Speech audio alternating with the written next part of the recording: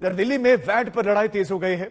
Delhi BJP Kejriwal सरकार के खिलाफ सड़क पर उतर आई। प्रधानमंत्री नरेंद्र मोदी ने कहा था कि राज्य सरकार वैट कम नहीं कर रही और इसकी वजह से पेट्रोल डीजल के दाम कम नहीं हो रहे हैं। और इसी मुद्दे पर अब बीजेपी दिल्ली सरकार को घेरने में लगी है। दिल्ली में पेट्रोल और डीजल की कीमतों पर वैट जो है वो कम किया जाए, इसी मांग को लेकर के बीजेपी जो है वो मुख्यमंत्री अरविंद केजरीवाल के घर के बाहर प्रदर्शन करने के लिए पहुंची है। तमाम कार्यकर्ता लगातार यहाँ पर नारेबाजी कर रहे हैं। हमारे साथ नेता प्रतिपक्ष है रामवीर सिंह जदूरी जी। सर, विरोध आखिर क्यों पेट्रोल डीजल की कीमतों को लेकर? देखिए, अरविंद केजरीवाल ने दिल्ली की जनता के साथ दूसरी बार धोखाधड़ी की है।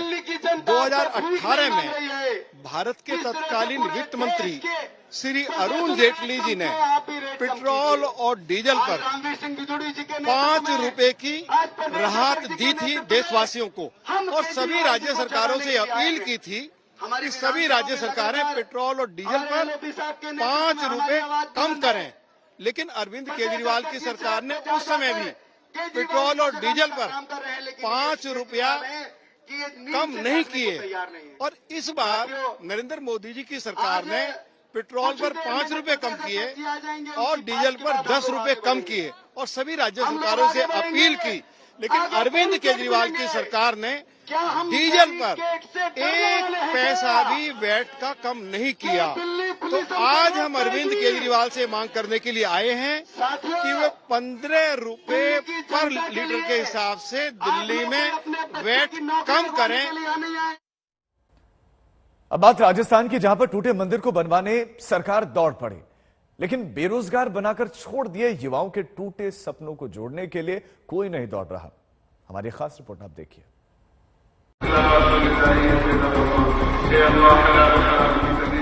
ईद से पहले अलविदा नमाज के मौके पर जयपुर में मस्जिद के बाहर ही सड़क पर हर साल की तरह नमाज पढ़ने देने का मुकम्मल इंतजाम कराने वाली सरकार और सरकारी व्यवस्था जिम्मेदार है सड़क पर ही लाने के लिए उन युवाओं को जिनका धर्म अगर बेरोजगारी मान लिया जाए तो ये अल्पसंख्यक नहीं बल्कि देश में बहुसंख्यक है।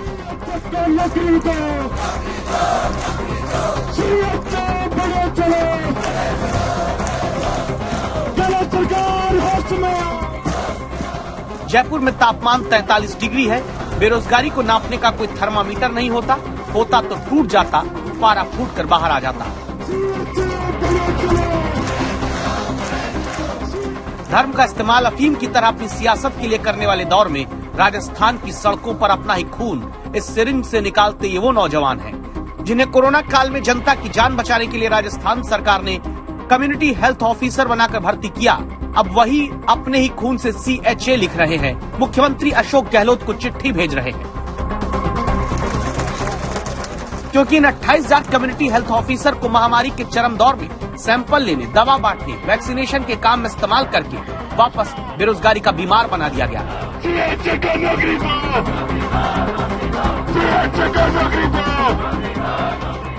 जिनकी एक ही गुहार है, पक्का नहीं तो संविदा पर ही काम दे सरकार।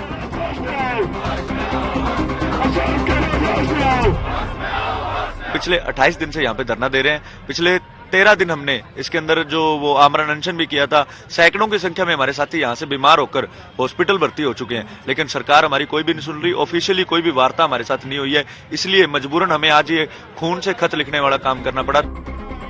जिस राजस्थान कलवर में अतिक्रमण वाला मंदिर गिरने के बाद सरकार मंत्रियों को दौड़ाकर कहती कि अरे हम मंदिर बना कर देंगे, उस राजस्थान में देखिए गोद में बच्चे लेकर अपनी नौकरी का हक मांगती माओं को, जिनके लिए कान सरकारी व्यवस्था के नहीं खुल रहे।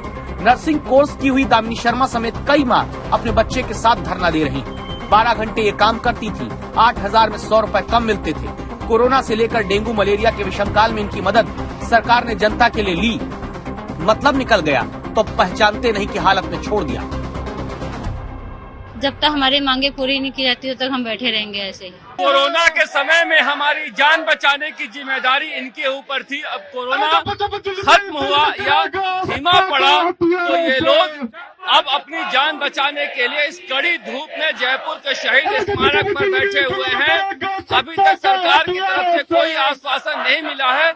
मुख्यमंत्री अशोक गहलोत ने पहले ही दिन ट्वीट किया था 28 दिन पहले कि इनकी समस्याओं के बारे में मुझे पता है, कुछ करेंगे।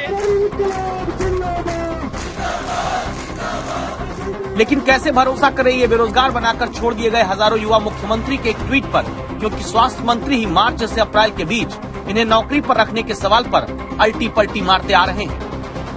कोविड सहायक का कोई पद राजस्थान में नहीं है, केवल कोविड के समय इनको लगाया था टेम्परेरी। अब कोविड है नहीं, इसलिए इनका काम पूरा हो गया 31 मार्च को। मुख्यमंत्री जी ने उनका बजट में उल्लेख किया, इन्होंने अच्छी सेवाएं दी है, उनका कोई न कोई मुख्यमंत्री जी फैसला करेंगे। बजट में जो प्रावधान किया है उनके बारे में कोई न कोई फैसला होगा, उनको वेट करना चाहिए।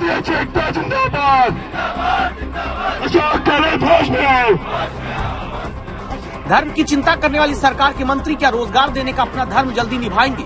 क्योंकि राजस्थान में नर्सिंग स्टाफ के ही 25,000 पद खाली हैं। ग्रामीण स्वास्थ्य केंद्रों पर नर्सिंग कर्मियों के 20,000 पद खाली हैं और जयपुर में 30 दिन से बेरोजगार बना दिए गए 28,000 स्वास्थ्य कर्मियों का धरना जारी है।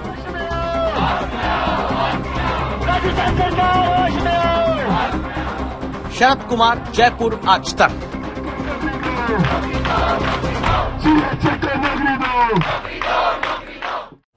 और अब बात यूपी के उन 6800 लोगों की नौकरी का न्याय दिलाने की, जिन्हें अभी मुख्यमंत्री ने भरोसा दिया है, जिन्हें मुख्यमंत्री पर पूरा भरोसा है। लेकिन आरोप है कि शिक्षा विभाग और उनके अफसर चुनाव से पहले हुए वादों को पूरा करने से बच रहे हैं। इसीलिए हजारों नौजवान चयन के बावजूद महीनों से बेरोजगारी झेल रहे हैं।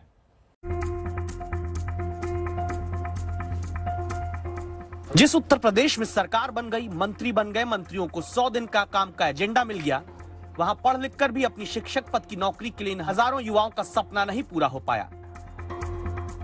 कौन है ये लोग, पहले जान लीजिए। उत्तर प्रदेश में 2018 में सहायक शिक्षक के 69,000 पदों पर भर्ती निकली। 20 जून 2020 को नतीजा आया। रिजल्ट में गलत आरक्षण लागू करने का आरोप लगा। अप्रैल 2021 में राष्ट्रीय पिछड़ा वर्ग आयोग ने शिकायत को सही माना। 8 महीने गलत आरक्षण प्रक्रिया के कारण नौकरी से दूर हुए अभ्यर्थी धरना देते रहे। मंत्रियों के घरों से लेकर शिक्षा विभाग के दफ्तर तक 8 महीने दौड़ते रहे। चुनाव का वक्त आया। दिसंबर 2021 में 6,800 युवाओं को नौकरी देने का वादा हुआ। फिर 4 महीने बीत गए। लखनऊ में किराए के घर में रहकर बेटे अथर्व को होमवर्क कराती माधुरी का शिक्षक बनने का सपना ही रह गया। आखिर कब तक हम लोग ऐसे ही रहेंगे? अगर पढ़ लिख कर बच्चे सड़कों पर ही रहें, ऐसे ही रहें, तो पढ़ने लिखने का फायदा क्या है? संवाददाता संतोष कुमार अब 7x5 का कमरा किराए पर लेकर रहने वाले विजय, वीरेंद्र, नवदीप, अवनीश के पास पहुंचे, जो धरना देते हुए कई बार पुलिस की लाठी खा चुके हैं। वादे के बावजूद अब तक शिक्षक नियुक्ति भर्ती की चिट्ठी नहीं पाए। विभाग बढ़ जाते हैं, लेकिन कल भी संघर्ष कर रहे थे, आज भी संघर्ष कर रहे हैं। सर, हमारा दोष केवल इतना है कि हम लोग गरीब परिवार से आते हैं, पिछड़े समाज से आते हैं, दलित समाज से आते हैं। इसके अलावा और कोई दोष नहीं है। हमने सरकार के सहारे मानक क्वालिफाई किए हुए हैं। सर, लाठियों से पुलिस की जिनका भरोसा अपनी नौकरी पाने की लड़ाई में नहीं टूटा, अब उनकी आंख के किनारों के बांध को तोड़कर आंसू निकल पड़े हैं। सवाल हुआ कि जब सरकार ने ही भरोसा दिया तो फिर इन्हें नौकरी क्यों नहीं मिलती? जवाब हमने सीधे बेसिक शिक्षा मंत्री से पूछा और उस जवाब पर फिर चयनित शिक्षकों से सवाल किया। 6800 अभ्यर्थी जिनके बारे में निर्णय जब तक कोर्ट का नहीं आ जाता तब तक कोई गवर्नमेंट इस कंडीशन में नहीं होगी कि कोई एक्शन ले सके।